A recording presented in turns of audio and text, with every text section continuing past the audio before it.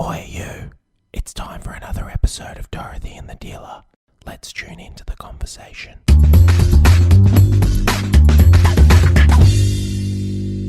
We're on. Hi. Yo. We are. Hello. That was a very quick and abrupt start. I didn't realise we were jumping Can on you that have quickly. an abrupt start? You can No, have no. an abrupt stop, but can you have an abrupt You can have an start? abrupt finish. Yes, I think you can. Finish I'm abruptly. calling it you can. Start abruptly. We started abruptly. Started abruptly. It was like, yep, we're We on. started abruptly. So yeah, how's it everyone going? I'm good. Yeah. Are yeah. you? Are you recovered? Oh, from the big C. The big Yeah. C. The Actually, spicy cough. It's the new big C, isn't it? Yeah. It's I actually got hit pretty hard with it, to be honest. Did you? Comparatively to like people I talk to, like I've still got like the little Yeah. niggly cough that sticks around. I love how I became like a leper, even to my closest family. Like it was just like, we won't go anywhere near you. Yeah, it's Go funny. see your dad. I don't It's- want to. It's funny how the first day they're like sending in pictures to you into the bedroom and they're little notes, I love you, but by day 4 you don't fucking hear anything. It literally could be nobody outside your bedroom. Oh, you know? really? Like 4 hours later, I was having like meals slid underneath the door. Unclean. Wear this bell. Yeah, good to see you recovered. Good to see you got over it quickly. I'm glad they never figured out with our robot vac that they could have put the plate on the robot vac and just sent it into the, because that would have been brilliant. Great No, it idea. wouldn't have. Speaking of ideas, how good are those? Yeah, How no. good are those robot vacs, man? We just got one. They're Dust fantastic. on your feet, on your food. They're just great. They even go back when they've run out of power or when they need to be emptied. and Yeah, just they go hang back by their to- plug. They're fucking amazing. They don't Hang like by their Lego, plug. though. I've worked out they don't like Lego. Hang by their pa- No, they don't. But Ange yesterday was like, you know, she'd only switched it on. It'd been on about 2 hours. This is funny as shit. This is typical Ange, my wife. Went into bed. She's like, "Oh, it hasn't cleaned over there." And I'm like, "Yeah, it'll." You know, it's a computer. It's not attached to your mind. You can't say to it, if you want to clean over there, go and get the other Hoover and actually Hoover the fucking thing. You know, and just like she's, I don't like this thing. No, it's not going over Because there it didn't go in time. to where she wanted it to go. go, And I right. said, but you got to leave it on all day and go out and it'll do that. And when you come back, it'll be all done. You know, Yeah. it might miss 1 or 2 pieces, but you know, it'll be done. It's like you let it the first day, you get everything out of the way. You get everything out of the way the first day. Yeah. And you just leave it on for about 8 hours while it maps out your entire house. Right. And then you put the furniture all back to normal. Oh, is that And what then- you're meant to do? Yeah, so it maps out the whole thing. No. Well, Yeah, Mr. so, like- Technology over here wouldn't Oh have known no! Yeah, Because I said to Ange, I came in the door like, and I'm just blown up. I'm like, oh, I'm exhausted. She goes, "Can you read this manual?" I'm like, "No, you read the manual." that. Honestly, the two of you are one worse than the other. I honestly. Anyway, speaking of Well, actually, great ideas, this is a good segue into our topic. We're talking about problem solving, which obviously yeah, doesn't happen in the Behan household that well. yeah, But let's talk about it in business. yeah. You were telling me, it was funny, it was a few weeks ago? Yeah, it was about 2 weeks ago that Right. Elon Musk made the move for Twitter. Yeah. I mean, what if... Look, hang on. You know, Millsy's always giving out to me, don't put him on a pedestal. I'm not putting him on a pedestal. But I do... You were a bit. What I do like... Look, we all do it, right? But what I did like was I think I just got caught up in the whole euphoria of the whole thing because I just thought, you know, there's a part of me for a long time has wanted to be like, fuck you, Twitter, you know, like Yeah. just because of what they've done in the cancel culture and everything else. And, you know, we now see that like Facebook is suffering pretty badly because of the cancel culture. Now Twitter's just had a hostile takeover from Elon Musk. But it's funny, you hear a lot of people, you know, I listen to a lot of Rogan and you hear a lot of people talking about the takeover and, you know, where Elon, you know, because he's very pro freedom of speech, right? And his, you know, how he went about doing it was he bought 10% of the stock. And then once he got 10% of the stock, he said, okay, I want to sit on the board. And they then knew once he got on the board that, holy shit, he's going to see what we've been doing. So he then said, okay, I'll now make a hostile bid to take over the whole company. And the way he did that was he offered him, I think it was like an extra 35 cents in the dollar above what the company was actually worth. So once the board sat, they had no other option but to sell out to him.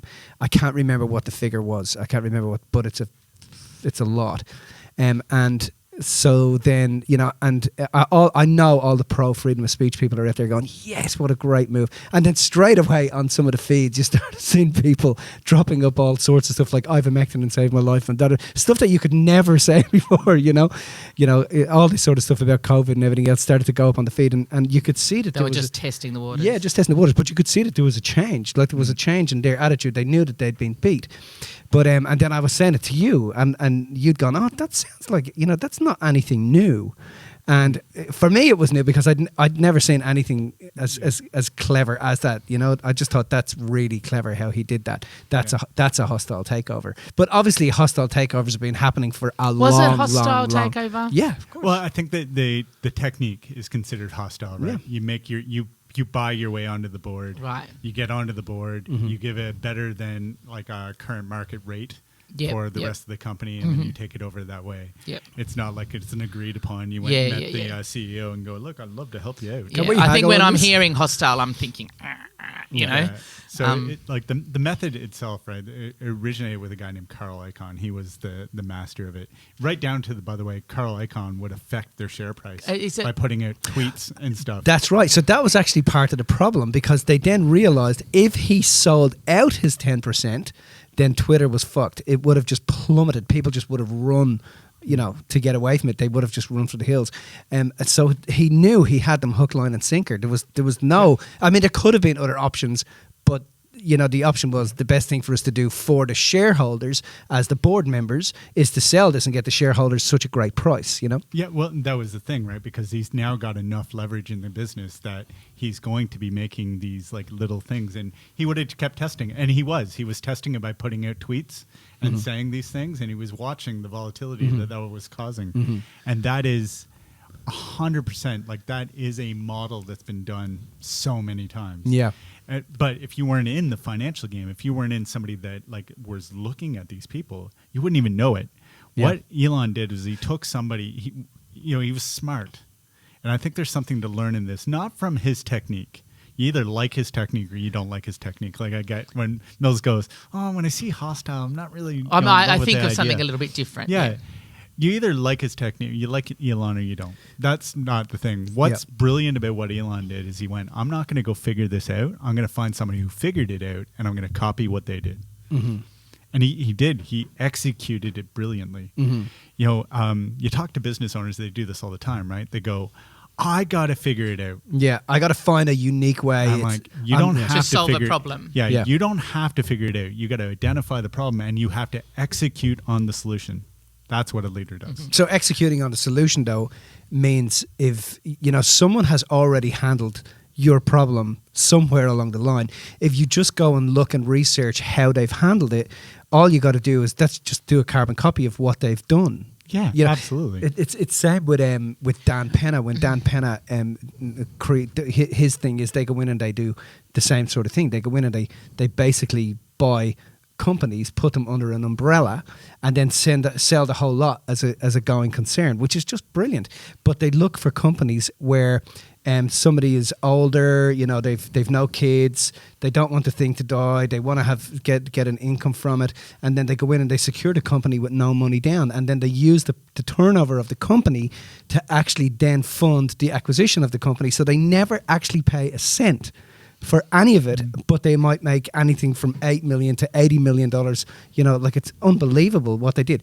But again, that comes from Think and Grow Rich. Robert Kiyosaki. No. Sorry, not Think and Grow Rich. Yeah, Think and Grow Rich. Rich Dad Poor Dad is in there. That model is in there as well. But who did Think and Grow Rich? What's Napoleon his name? Hill. Napoleon Hill. So that was Napoleon Hill's whole model. That was his whole model. How to actually become wealthy is work somebody else's business and use that to, so the point being, we call it investing. We call it business equity. Yeah. So right? there's tons and tons of formulas out there to help people overcome whatever has gone on. But if you think you're the only one that has this problem or has ever had this problem, that's crazy. Well, like there's two ways to solve a problem, right? There's only two. You can either find somebody who solved it and you can do what they did, or you can go through trial and error. Right? You go through and you keep doing it through trial and error. However, trial and error takes way longer. But it also costs you confidence because every time you fail at it, there's a chance you're not going to get up again. Yeah. What most people do because they want to feel significant or they feel like they should know the answer because they're running the business is they choose trial and error. Yeah. I don't want to look stupid, so I'm going to go trial and error. Yeah. Yeah. Whereas like the smart thing is to go find the person. Like any problem is solvable. You first have to identify what the real problem is. I think that's what I was going to Yeah. say, because I think sometimes people are solving a problem, but they're actually not solving the actual problem. No. I said actual a couple of times in there, but they're not solving the actual problem. They're solving what they think is the problem, but there's a potential that it's something else. They're entirely. generally solving the problem they want it to be Right. because it's in their wheelhouse. It's Yeah. the thing they're like, that they can have Yeah. that they have a solution to. yeah, the one they think they already know the answer to. Right. So they always want the problem to be that problem because they know what to do. Right. But that's not actually a problem. What that really is a prizing of a solution out of you of something that you've already done. A problem is something that is outside your wheelhouse, and 100%. you've been able to recognize, fuck, this is outside my wheelhouse. Yeah, because otherwise, if you've got a solution to it, it's not actually a It's problem. not actually a problem. What did Steve Jobs say? The most important thing any leader can do is come to work and work out what they don't know. Yeah. Yeah, work out what they don't know and spend the rest of the day trying to solve it. So, firstly, how do you identify the actual problem? Well, look, that's about having different perspectives in your business. So having intelligent people that you can rely on to look at it from different points of view, different Looking angles. at the right data, looking at the data right is data. I yeah. would say data is actually a separate thing as well. Is let the data tell you where to look. Right. Don't let your emotion tell you where to look. Yep. Right. Got So it. people don't. It's funny. People just don't want to look at the data. They want to go with their gut instinct and things like that. But that's your emotion telling you that. That's you can't rely on your first instance. You can't rely on that on a first instance because there's too many things at play. You got to let the data say what is the real problem. Right. Okay. And and it that's- points you in the right direction to look at what the problem is. And then have a bunch of intelligent people that look at the world differently than you. Also look at it and go, what do you see? What do I see? But it's also, I think one of the reasons people don't look at problems is because you have to have a solution mindset. Every human has inside of them an intuitive resolution mechanism, an ability to be able to intuitively know who to contact, what to say, when to say it, what to look at, what not to look at. We all have an ability to resolve problems, no matter what they are. Because we're problem solvers, that's what we do, and you got to understand. But for every problem you solve, you're only going to get an even bigger problem. But the question is the quality of your problem. So when a person sees a problem as something that's depressing them or making them unhappy, or making them feel lost, they will just create more of that. And it'll eventually come to loss of a company, loss of money, etc., etc. But when the problem turns up, asking themselves a better question like, what is this showing me about me? What is this teaching me about my business? What relationships am I now having to make that I didn't want to make to be able to achieve the outcome that I wanted, which was the vision in the first place? Because that's why your problems turn up. They turn up to empower you and enable you and get you to make the right choices and associate around the people that are already at the place you want to get to. Problems are only problems because we have not turned them into an actual solution. Do you know what I mean? It's fun. One of my first ever business mentors, and this is such a simple thing, but it like completely changed because I'm one of those people that always will look for the solution. Right. And it wasn't from me. It came from a business mentor that I had, and it was such a simple thing. He goes, you got to move the question you're asking from the why or the what question to the how can I question. And so every time I go like, why is this happening? He'd look at me and goes, ask me a how can I question. I'm like, okay, how can I? And it immediately makes you look at the solution. Yep. It immediately changes your perspective. Joe 'cause Dispenza. now- Who talks about that? Joe. John D. Martini or John? No, Joe Dispenza said, neurologically, when the brain is wired up, the one question that lights the brain up like a Christmas tree the most, and it's verifying what you're saying, is when you ask the question, how can I? Because the brain, rather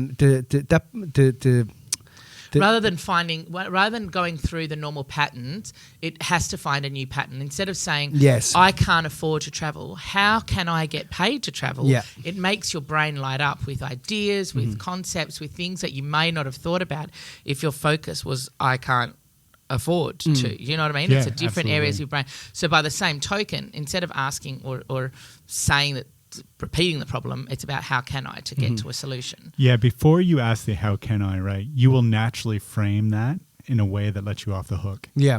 So most people, I always say, most people put a presupposition on it. They won't ask the how can I at all. They'll go, why is this happening? Oh, because the economy sucks. Or why is this happening? Oh, because there's been this big disruption in our industry, or because inflation rates. None of that actually freaking matters, right? It's about value that drives the business. Or they'll put a how can I, but they'll put a presupposition on that. How can I sell more when nobody wants to buy my stuff? Yeah. Right, which is a presupposition. You don't really want the answer to that. Do you have an answer to that? You can't answer that, right? Because that's really reframing a why question. That's why is this happening? Why doesn't anybody want to buy my stuff? Yeah. That's really what you're saying. You're just trying to put it into the Spencer frame.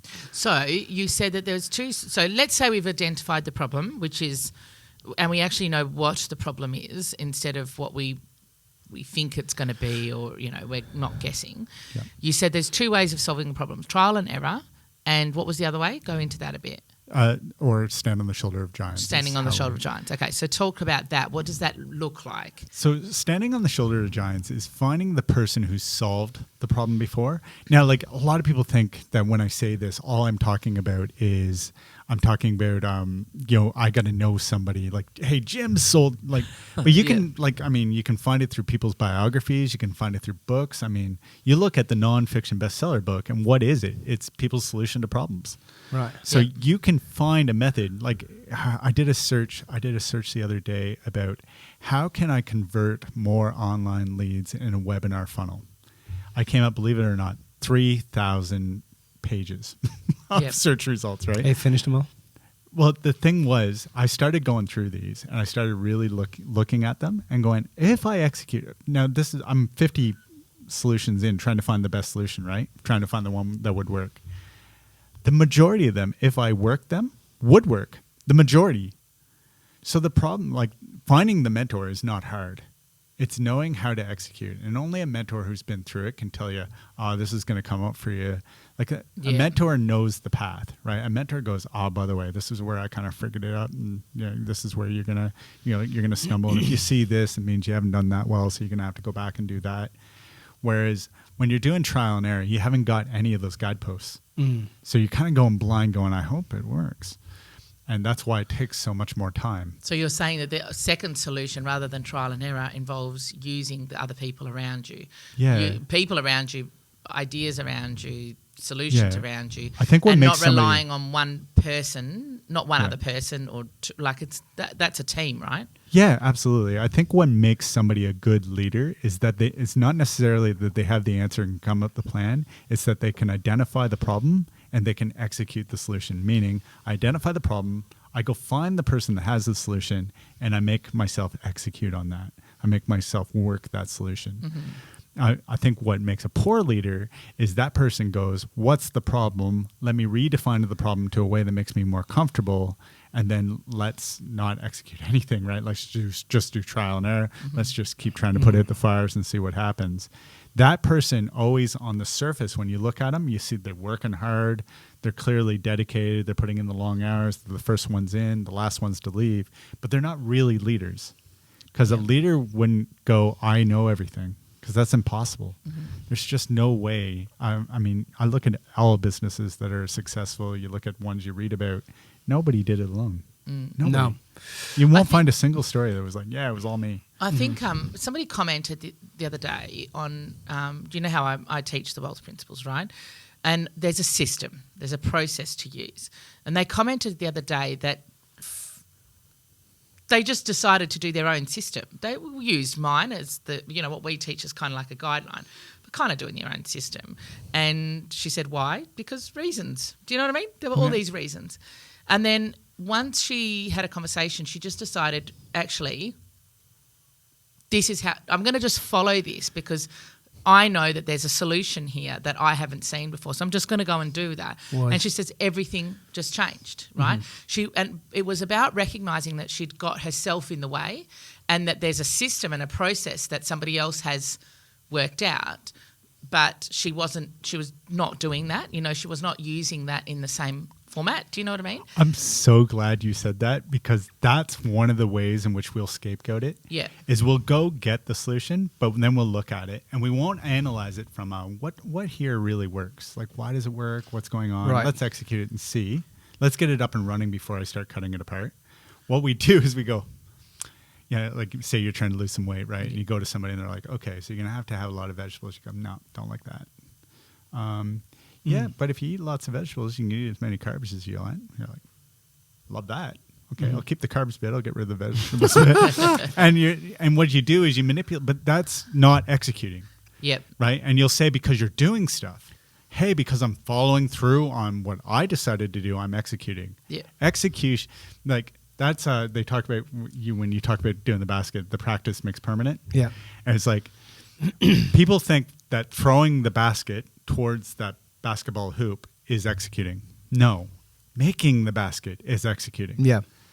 Right? Everything else that you're Process to get learning there is is- just the process. Yeah. And if you convince yourself and you say, hey, the process of throwing the ball towards the basket is executing, then you will always be stuck. Right. Yeah. That's a good point. Yeah.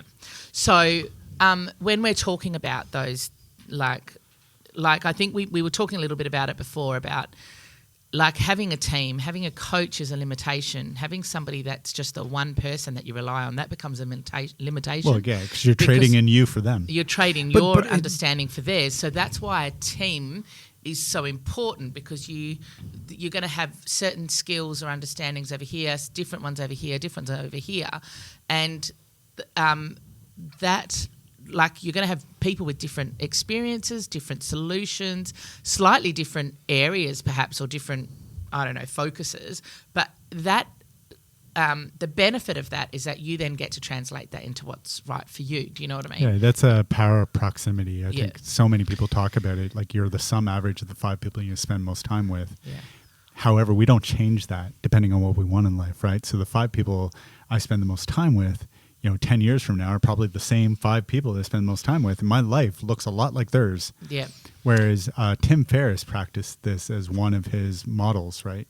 I think in the 4-hour work week, he said, anything I wanted to improve, I will just go find 5 people that are awesome in that. Even if I'm not going to be friends with them for life, I'll be friends with them for the period in which I figured that out. Yeah. But I mean, sometimes people think to themselves, well, the 5 people I spend the most time with are, my kids or my family or my brothers and sisters. It's important to understand that you're talking about in terms of the area that you're working in, so in terms of business. So I think really personally over the past 4 to 5 years, I really realized that. I really realized that I wanted to surround myself with people that didn't think like I thought, were successful in what they did, earned money well in what they did, and structured their had good business acumen. That was really what I wanted to find. That has paid off. But do you think like that's fucking just big in? time. So I don't agree that it's just in business. I think that is in life. It's in all. 'Cause I yeah, think of course. You I can mean, hang but- out with some of those people during the workday, and then go hang out with, I don't know. Of course, opposite, they'll cross pollinate. In my case, they cross pollinate their areas of life. I wouldn't go to some of them for advice on family relationships, but definitely in terms of business, I feel that it's important that if we're talking business, that you find business people that you're going to surround yourself with, that and that are successful in what they do. I think I got over the attitude years ago of it's only this way, this is only the way that this will work, this only works this way, because there's a myriad of ways, and it's taken me time to do it. There's a myriad of ways to skin a cat, but as long as whatever way you're using to skin a cat is congruent with laws, I think that's Do you love that metaphor? We could say many paths up the mountain. I think I that'd be like much that. nicer than skinning a cat. Yeah, we could use other ones like a bird in the hand.